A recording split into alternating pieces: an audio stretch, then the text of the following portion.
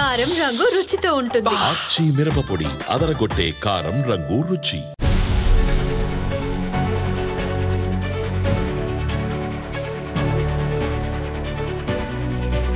నమస్తే, welcome to Aadan మరో కోణం. నేను కిషోర్ కుమార్. నా వీడియోలు మీరు ఎక్కడా మిస్ కాకుండా డైరెక్ట్గా మీ ఫోన్కే మీ వాట్సాప్కే వచ్చి చేరాలనుకుంటే స్క్రీన్ మీద కనిపిస్తున్నటువంటి నంబర్కి వాట్సాప్లో హాయ్ అని ఒక చిన్న మెసేజ్ పెట్టండి. మా టీం ఎప్పటికప్పుడు నా వీడియోలన్నీ మీకు చేరవేస్తుంది. ఇది కేవలం వాట్సాప్ సర్వీస్ మాత్రమే. దయచేసి ఎలాంటి కాల్స్ చేయొద్దు, ఎలాంటి కాల్స్ కూడా స్వీకరించబడవు. ఇక అసలు పాయింట్కి వచ్చేస్తాం. మనం అందరం మర్చిపోయినటువంటి ఒక విషయాన్ని మరొకసారి గుర్తు చేసుకోవాల్సినటువంటి పరిస్థితి అయితే వచ్చింది. ఒక మరణం, ఒక కీలక వ్యక్తి మరణం, ఒక కీలక సాక్షి మరణంతో ఓహో ఈ అంశం ఉంది కదా, దీన్ని మనం మర్చిపోయాం కదా, మనమే కాదు ఆఖరికి సిబిఐ కూడా వదిలేసింది కదా అని చెప్పేసి ఫీల్ అవ్వాల్సినటువంటి పరిస్థితి. ఇప్పటికే చాలా వరకు అర్థమై ఉంటుంది నేనేం చెప్పబోతున్నాను.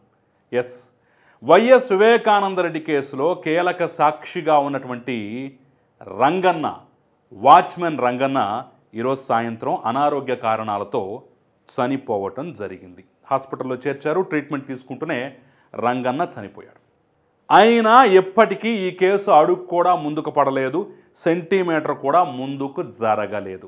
మరి ఈ నేపథ్యంలో అసలు ఈ కేసు ఏ స్టేజ్లో ఉంది, ఇప్పటి వరకు ఎవరెవరు చనిపోయారు, వాళ్ళలో అనుమానాస్పదంగా ఎవరు మరణించారు, మామూలుగా ఎవరు మరణించారు, అసలు ఏం జరిగింది, ఏం జరగబోతోంది అనేది నేను కీలకంగా క్లుప్తంగా వివరించేటటువంటి ప్రయత్నం అయితే ఈ వీడియోలో చేయబోతున్నాను, విశ్లేషించే ప్రయత్నం అయితే చేయబోతున్నాను. కాబట్టి దయచేసి ఎక్కడా స్కిప్ చేయకుండా ఆశాంతం చూడండి. మీ అభిప్రాయాన్ని కమెంట్ రూపంలో తెలియజేయడం మాత్రం అసలు మర్చిపోకండి. అంతకన్నా ముందు, నేను అసలు పాయింట్లో కన్నా వెళ్ళబోయే కన్నా ముందు ఒక చిన్న ప్రశ్న ఈ అంశం గురించి.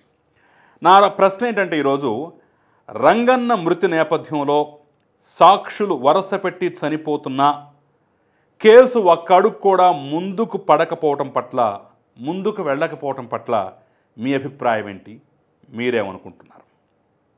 ఎస్, ఆప్షన్ ఏ, సిబిఐ వల్లే ఆలస్యం జరుగుతోంది అని చెప్పేసి అనుకుంటున్నాం. ఆప్షన్ బి, లేదు పెద్ద తలకాయలు వెనకుండి ఆలస్యమయ్యేలాగా ప్రభావితం చేస్తున్నారు అని అనుకుంటున్నాం. ఈ రెండిట్లో మీ అభిప్రాయం ఏదున్నా సరే నాకు క్లుప్తంగా కొండబద్దలు కొట్టినట్టుగా కమెంట్ రూపంలో తెలియజేయండి. ఇక అసలు పాయింట్కి వచ్చేస్తాం. ఫస్ట్ ఒక్కసారి సాక్షులు ఎవరయ్యా, వారు ఏ విధంగా చనిపోయారయ్యా అనేటువంటి అంశాన్ని మనం పరిశీలించినట్లయితే చాలా వరకు మబ్బులు విడిపోతాయన్నమాట. ఇందులో మనం మొదటగా చెప్పుకోవాల్సింది మొదటి మరణం 2019లోనే జరిగింది. శ్రీనివాసరెడ్డి అనేటటువంటి కీలక సాక్షి 2019లో చనిపోయాడు. ఆ తర్వాత ఒక 2 ఏళ్లకి గంగాధర్ రెడ్డి అనేటటువంటి మరో కీలక సాక్షి చనిపోయాడు. అయితే ఇక్కడ ప్రధానంగా చెప్పుకోవాల్సిన అంశం ఏంటంటే, వీళ్ళిద్దరిలో మరి ఎవరో శ్రీనివాసరెడ్డి గంగాధర్ రెడ్డి అనేది క్లారిటీగా తెలియట్లేదు కానివ్వండి. ఒకరిదైతే అనుమానాస్పద మృతి. ఎంతగా అనుమానాస్పద మృతి అంటే చెప్పిన కారణం కూడా చాలా సిల్లీగా ఉంటుంది. ఎలకలు కరిచి చనిపోయాడట. ఎంతకన్నా సిల్లి, ఎంతకన్నా దారుణమైనటువంటి అంశం ఏదన్నా ఉంటుందా? ఎలకలు కరిస్తే ఇన్ఫెక్షన్ వచ్చి చనిపోయాడని, లేదు ఆ ఇన్ఫెక్షన్ వల్ల ఆల్రెడీ షుగర్ ఉంది కాబట్టి షుగర్ లెవెల్స్ పెరిగిపోయి ఆరోగ్యం చెడిపోయి చనిపోయాడని చెప్పేసి రకరకాల కథనాలు, రకరకాల అంశాలు, రకరకాల అభూత కల్పనలు ఆ రోజుల్లోనే వండి వార్చారు. ఒకళ్ళు పాపం ఎలకల కొరకు చనిపోతే ఇన్ఫెక్షన్ వల్ల, మరొకరు యాక్సిడెంట్లో చనిపోయారని చెప్పేసి కూడా ఆ రోజుల్లోనే కొన్ని అంశాలు తెర మీదకి వచ్చాయి. లేదు అనుమానాస్పద మరణాలు అని చెప్పేసి కూడా ఆ రోజుల్లోనే రచ్చ జరిగిన విషయాలు కూడా మన కళ్ళ ముందు కనిపిస్తూనే ఉన్నాయి. అంటే ఆల్రెడీ అప్పటికి 2019లో ఒకరు, 22లో ఒకరు, 2 చనిపోయారు. ఆ తర్వాత మూడో వ్యక్తి చాలా కీలకమైన వ్యక్తి ఈసీ గంగిరెడ్డి, సాక్షాత్తు జగన్మోహన్ రెడ్డి మామగారు, సొంత మామగారు, అంటే పిల్లనిచ్చినటువంటి మామగారు అన్నమాట. ఆయన సహజ మరణమే, కాకపోతే దాని మీద కూడా అనేక రకాలైనటువంటి అనుమానాలు వ్యక్తమవుతాయి. ఎందుకంటే ఈయన వివేకానందరెడ్డి మృతదేహానికి కుట్లేసినటువంటి వ్యక్తిగా కూడా చెప్తూ ఉంటారు. సరే, ఆ కుట్లకు కూడా రకరకాల కారణాలు చెప్తుంటారు. ఏదో డ్రెస్సింగ్ చేశామని, రక్తం తుడిచామని, కుట్లేసామని, అక్కడి నుంచి అలా తీసుకెళ్ళిపోయామని, అలా రకరకాల కారణాలు మేము సహేతుకంగానే చేసామని చెప్పేసి వాళ్ళు చెప్తుంటారు. కానీ కుట్లేసి ఐస్ బాక్స్ తీసుకొచ్చి అందులో శవాన్ని పెట్టి దుప్పట్లు కప్పి చుట్టూ పూలు పెట్టేసి జస్ట్ కుటుంబ సభ్యులు కూడా అలా చూపించి అలా వెంటనే అంత్యక్రియలు చేద్దాం, అసలు ఈ మర్డర్ విషయం బయటికే తెలియకూడదు అని చెప్పేసి కుట్ర పన్నారు. అందుట్లో వీళ్ళు కూడా భాగస్వాములు అయ్యారని చెప్పేసి కూడా మరికొన్ని ఆరోపణలు కూడా ఉన్నాయి. గంగిరెడ్డి ఈసీ గంగిరెడ్డి సహజ మరణం అని చెప్తున్నా దాని మీద ఆ రోజుల్లోనే అనేక అనుమానాలు అయితే ఉన్నాయి. మొత్తానికి మూడో సాక్షి కూడా చనిపోవడం జరిగింది జగన్మోహన్ రెడ్డి ముఖ్యమంత్రిగా ఉన్నప్పుడే. ఇక ఆ తర్వాత తాజాగా మొన్న మధ్య వైఎస్ అభిషేక్ రెడ్డి జగన్మోహన్ రెడ్డికి సొంత తమ్ముడు. ఆ రోజుల్లోనే అంటే వివేకానంద రెడ్డి మర్డర్ తర్వాత పరిస్థితుల పరిణామాల వల్ల కావచ్చు, లేదంటే అవినాష్ రెడ్డి మీద ఆరోపణలు ఎక్కువైపోయి ఇంకేముంది సిబిఐ అరెస్ట్ చేస్తుంది, జైల్లోకి పోతాడు, ఇతని వల్ల చెడ్డ పేరు వస్తుంది అనేటటువంటి పరిస్థితుల్లో కావచ్చు, కడప ఎంపీ సీటుకి అభ్యర్థితనే అనేటటువంటి ప్రచారం కూడా గతంలో జరిగింది. ఆ తర్వాత అనూహ్య పరిణామాల మధ్య మళ్ళీ అవినాష్ రెడ్డి రావటం, ఆ రోజుల్లోనే అరెస్టులు తప్పించుకోవటం, ఆ రోజు కర్నూలులో హాస్పిటల్లో అరెస్టు చేసేందుకు వెళ్ళినటువంటి సిబిఐ కూడా వైఎస్ఆర్ కాంగ్రెస్ పార్టీ కార్యకర్తల నేతలు చొక్కలు చూపించటం, ఇవన్నీ మనం చూసిందే.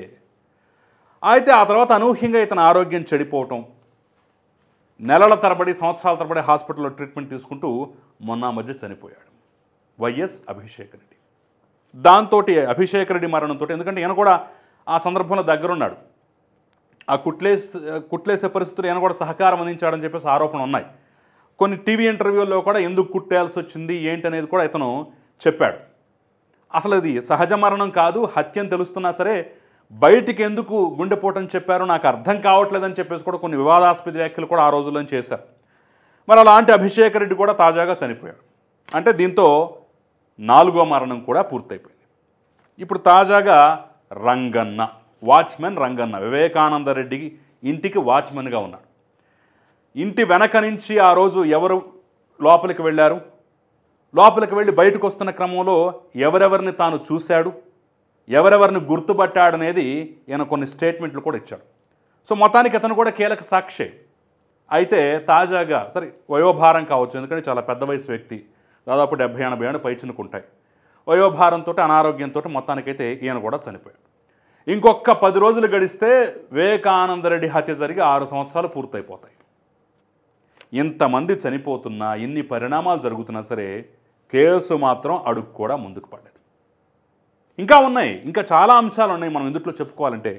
ఇందులో ప్రధానమైన ఆరోపణలు ఎదుర్కొంటున్నటువంటి సునీల్ యాదవ్, ఏది గొడ్డలపోటు వేసినటువంటి వ్యక్తులు సునీల్ యాదవ్, దేవిరెడ్డి శివశంకర్ రెడ్డి, గజ్జల ఉమాశంకర్ రెడ్డి, వీళ్ళందరూ బెయిల్పై ఉన్నారు. గంగిరెడ్డిది అయితే ఇంకా మరి క్లారిటీ లేదు, బెయిల్పై ఉన్నాడా లేదంటే లోపల ఉన్నాడా అనేది క్లారిటీ లేదు. కానివ్వండి, సునీల్ యాదవ్, శివశంకర్ రెడ్డి, ఉమాశంకర్ రెడ్డి బెయిల్పై ఉన్నారు. దస్తగిరి అప్రూవర్గా మారాడు. వీళ్ళంతా గొడ్డలి పోట్లు వేసినటువంటి వ్యక్తులు అన్నమాట. దాంతోపాటుగా భాస్కర్ రెడ్డి 2 సార్లేమో మధ్యలో వేరే ఆరోగ్య కారణాల రీత్యా బెయిల్ తీసుకొని బయటకు రావటం, మళ్ళీ ఆ తర్వాత జైలుకి వెళ్ళటం, ఆ తర్వాత పర్మనెంట్ బెయిల్ తీసుకోవటం, ఇవన్నీ జరిగిపోయాయి. అసలు A7గా ఉన్నటువంటి A8గా ఉన్నటువంటి అవినాష్ రెడ్డి అయితే కనీసం గడప కూడా తొక్కలేదు. అనూహ్య పరిణామాల మధ్య ముందస్తు బెయిల్ తెచ్చుకున్నాడు. అనూహ్య పరిణామాల మధ్యనే ఆయన రాజకీయ జీవితం కూడా నడుస్తూ ఉంది. అంటే అందుట్లో అనుమానితులు అట్ ద సేమ్ టైం మిగిలిన వాళ్ళు కూడా అందరూ శుభ్రంగా బెయిల్ తీసుకుని బయటకు వచ్చారు. కానీ కేసు మాత్రం ఒక్క అడుగు కూడా ముందుకు పడలేదు. అంతేకాదు ఇందులో చాలా చాలా అంశాలు ఉన్నాయి. రామ్ సింగ్ని, ఆ రోజు దర్యాప్తు అధికారిగా ఉన్నటువంటి రామ్ సింగ్ని కావాలనే మేము భయపెట్టాం, బెదిరించాం, ఈ కేసులో అతను స్ట్రైట్గా విడిపోతున్నాడు, ముక్కుసూటిగా పెడుతున్నాడు, ఎవరిని లెక్క చేయట్లేదు, కాబట్టి ఒక్కసారి చిన్న జర్కిచ్చి భయపెట్టి ఈ కేసు నుంచి పక్కకు తప్పించాలనే ప్రయత్నం చేశామని చెప్పేసి కూడా తాజాగా దాంట్లో ప్రమేయం ఉన్నటువంటి పాత్రధారులు కూడా మొన్న లొంగిపోయారు, తమ తప్పును కూడా ఒప్పేసుకున్నారు. అయినా కేసు ముందుకు పట్టలేదు.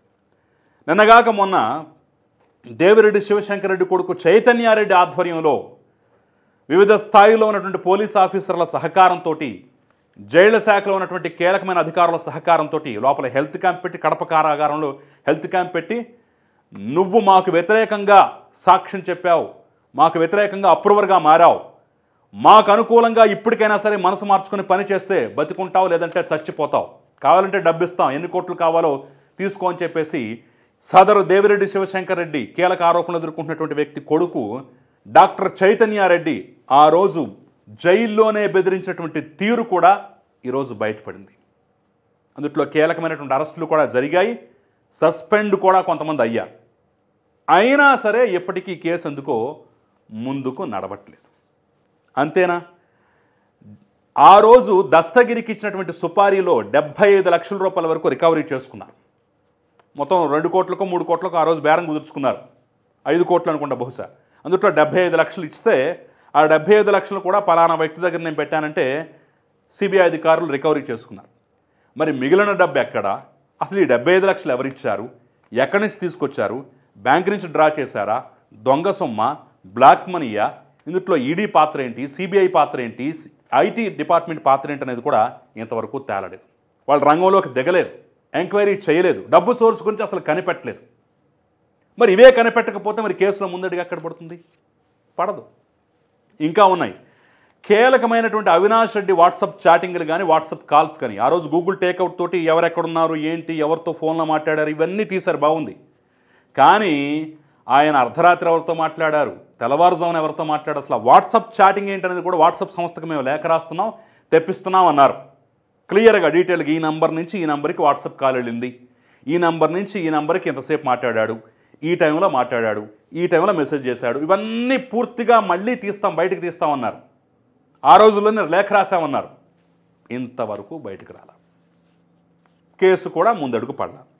ముఖ్యంగా వివేకానందరెడ్డి కేసులో కీలక ఆధారంగా ఉన్నటువంటి ఆ లెటర్ ఏదైతే వివేకానందరెడ్డి రాశాడు అని చెప్పుకుంటున్నటువంటి, నా డ్రైవర్ నేను తొందరగా రమ్మన్నాను, అలా రమ్మన్నందుకు నన్ను కొట్టి చంపేశాడు, అతను అరెస్ట్ చేయండి అని చెప్పేసి ఆయన ద్వారా రాయబడ్డటువంటి లేఖగా చెప్తున్న దాన్ని కూడా పరీక్షలకి నికోటిన్ అయోడినో నికోటిన్ హైడ్రేడో సంథింగ్ ఆ పరీక్షలు పంపిస్తే దాంట్లో వేలిముద్రలు కూడా చాలా స్పష్టంగా తెలుస్తాయి, ఇది కీలక ఆధారం కాబోతుందని చెప్పేసి కూడా ఘనంగా ఆ రోజు సిబిఐ ప్రకటించింది.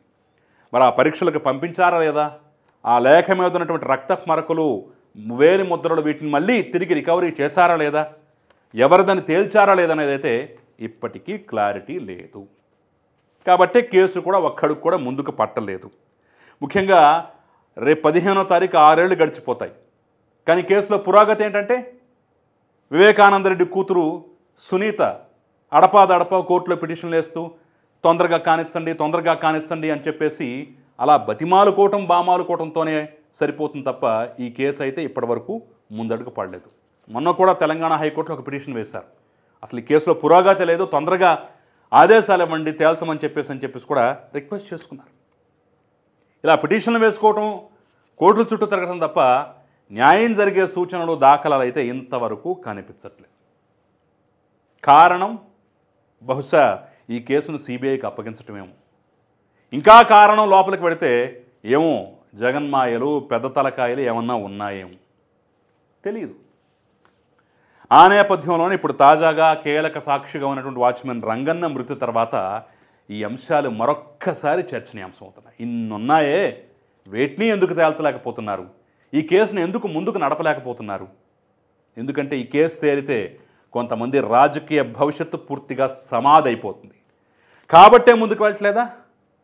తెలియదు. అన్ని ప్రశ్నలే, క్వశ్చన్ మార్క్సే. మరి ఈ ప్రశ్నలకి ఎప్పుడు సమాధానం దొరుకుతుందో వేచి చూడాలి, తప్పదు. సో ఇదంతా చూసిన తర్వాత విన్న తర్వాత మీకేమనిపిస్తోంది, మీరేమనుకుంటున్నారనేది కూడా నాకు కమెంట్ రూపంలో తెలియజేసే ప్రయత్నించండి. అంతకన్నా ముందు ఈ వీడియోని లైక్ చేయండి, షేర్ చేయండి, మన ఛానల్ని సబ్స్క్రైబ్ చేయడం మాత్రం మర్చిపోకండి. నమస్తే.